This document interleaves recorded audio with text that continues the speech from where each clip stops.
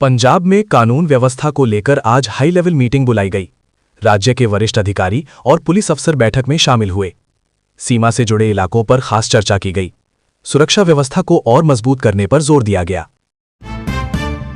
केंद्रीय गृह मंत्री अमित शाह आज से उत्तराखंड के 2 दिवसीय दौरे पर हैं। उनके दौरे को देखते हुए कई इलाकों में ट्रैफिक डायवर्जन लागू किया गया। सुरक्षा एजेंसियों को हाई अलर्ट पर रखा गया है। अमित शाह कई विकास योजनाओं की समीक्षा करेंगे। भारत में आज चुनाव आयोग की मेजबानी में अंतर्राष्ट्रीय लोकतंत्र सम्मेलन की शुरुआत हुई। इस सम्मेलन में कई देशों के चुनाव आयोगों के प्रतिनिधि शामिल हो रहे हैं। लोकतांत्रिक प्रक्रियाओं को मजबूत करने पर विस्तृत चर्चा की जा रही है। शिवसेना और एनसीपी के चुनाव चिन्ह विवाद पर सुप्रीम कोर्ट में आज सुनवाई हुई। इस मामले को लेकर दोनों पक्षों में लंबे समय से टकराव चल रहा है। अदालत में कानूनी दलीलों का दौर जारी रहा। फैसले से महाराष्ट्र की राजनीति पर असर पड़ सकता है। कांग्रेस नेता राहुल गांधी आज हरियाणा के कुरुक्षेत्र दौरे पर पहुंचे। उन्होंने मनरेगा से जुड़ी रिपोर्ट के आधार पर सरकार को घेरा। रोजगार और ग्रामीण विकास पर सवाल उठाए गए। स्थानीय कार्यकर्ताओं के साथ राहुल गांधी ने बैठक की। आज मेघालय, त्रिपुरा और मणिपुर का स्थापना दिवस मनाया जा रहा है। इन राज्यों में सरकारी कार्यक्रमों का आयोजन किया गया। राज्यपाल और मुख्यमंत्री लोगों को संबोधित कर रहे हैं। विकास कार्यों और उपलब्धियों को सामने रखा गया। दिल्ली हाई कोर्ट में बांग्लादेश पर क्रिकेट प्रतिबंध से जुड़ी याचिका पर सुनवाई हुई। कोर्ट ने इसे विदेश नीति से जुड़ा मामला बताया। केंद्र सरकार की भूमिका पर भी चर्चा हुई। याचिका पर जल्द फैसला आने की उम्मीद है। मामले ने खेल और कूटनीति दोनों को जोड़ दिया है। वायुसेना प्रमुख ने आज राष्ट्रीय सुरक्षा को लेकर बड़ा बयान दिया। उन्होंने कहा कि मजबूत सैन्य ताकत के बिना देश सुरक्षित नहीं रह सकता। आधुनिक हथियारों और प्रशिक्षण पर जोर दिया गया। भविष्य की चुनौतियों को लेकर चेतावनी भी दी गई। अमेरिका में एयरफोर्स 1 विमान में तकनीकी समस्या सामने आई। इसके बाद डोनाल्ड ट्रंप ने दावोस जाने के लिए दूसरा विमान लिया। सुरक्षा एजेंसियों ने पूरी स्थिति पर नजर रखी। यात्रा कार्यक्रम में मामूली बदलाव किया गया। कर्नाटक में एक भीषण सड़क हादसे में 4 लोगों की मौत हो गई। हादसा तेज रफ्तार वाहन की वजह से हुआ। स्थानीय पुलिस ने जांच शुरू कर दी है। घायलों को अस्पताल में भर्ती कराया गया। घटना से इलाके में शोक का माहौल है। दमन में एक मिठाई की दुकान में घुसे तेंदुए का रेस्क्यू किया गया। करीब 8 घंटे तक ऑपरेशन चला। वन विभाग की टीम मौके पर तैनात रही। किसी के घायल होने की खबर नहीं है। रेस्क्यू के बाद लोगों ने राहत की सांस ली। जम्मू कश्मीर के कठुआ इलाके में संदिग्ध ड्रोन देखे जाने की सूचना मिली। इसके बाद सुरक्षा एजेंसियां सतर्क हो गईं। इलाके में सर्च ऑपरेशन चलाया गया। सीमा क्षेत्रों पर निगरानी बढ़ा दी गई। मामले की जांच जारी है। तेलंगाना के रंगारेड्डी जिले में आवारा कुत्तों को जहर देने का मामला सामने आया। इस घटना में बड़ी संख्या में कुत्तों की मौत हुई। पुलिस ने केस दर्ज कर जांच शुरू की। पशु प्रेमियों में भारी नाराजगी है। प्रशासन ने सख्त कार्रवाई का भरोसा दिया। दिल्ली एनसीआर में वायु गुणवत्ता फिर से गंभीर स्तर पर पहुंच गई है। प्रदूषण के कारण लोगों को सांस लेने में दिक्कत हो रही है। प्रशासन ने एहतियाती कदम उठाने की सलाह दी। स्कूलों और बुजुर्गों के लिए चेतावनी जारी की गई। दिल्ली सरकार ने मेट्रो फेज 4 परियोजना को मंजूरी दी है। इसके लिए 3,386 करोड़ रुपए का बजट स्वीकृत हुआ। नई लाइनों से यातायात को राहत मिलने की उम्मीद है। काम जल्द शुरू होने की संभावना है। परियोजना को दिल्ली के लिए अहम माना जा रहा है।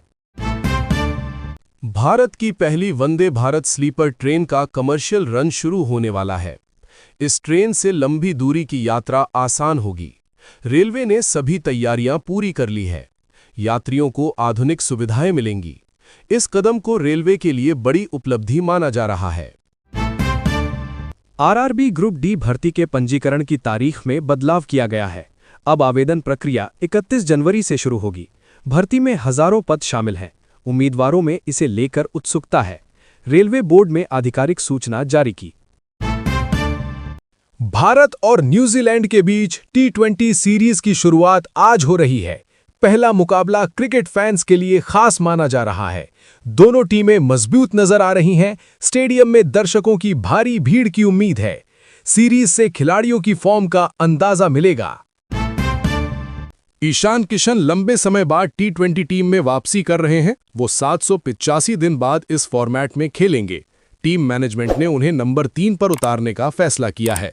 फैंस को उनसे बड़ी पारी की उम्मीद है। उनकी वापसी पर सबकी नजरें टिकी हैं।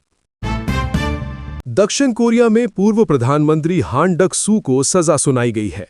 अदालत ने उन्हें 23 साल की कैद दी। ये मामला लंबे समय से चल रहा था। फैसले के बाद देश की राजनीति में हलचल है। अंतर्राष्ट्रीय स्तर पर भी इस पर प्रतिक्रिया आई है। ग्रीनलैंड को लेकर अंतर्राष्ट्रीय स्तर पर तनाव बढ़ता जा रहा है। फ्रांस ने नाटो से संयुक्त सैन्य अभ्यास की मांग की है। मामले ने वैश्विक सुरक्षा को लेकर चिंता बढ़ा दी। कई देशों की नजर इस क्षेत्र पर है। स्थिति को लेकर कूटनीतिक गतिविधियां तेज हैं। अमेरिकी राष्ट्रपति डोनाल्ड ट्रंप की नई नीतियों के खिलाफ प्रदर्शन तेज हो गए हैं। कई शहरों में लोग सड़कों पर उतरे। प्रदर्शनकारियों ने सरकार से फैसले वापस लेने की मांग की। सुरक्षा व्यवस्था कड़ी कर दी गई है। मामला लगातार तूल पकड़ता जा रहा है।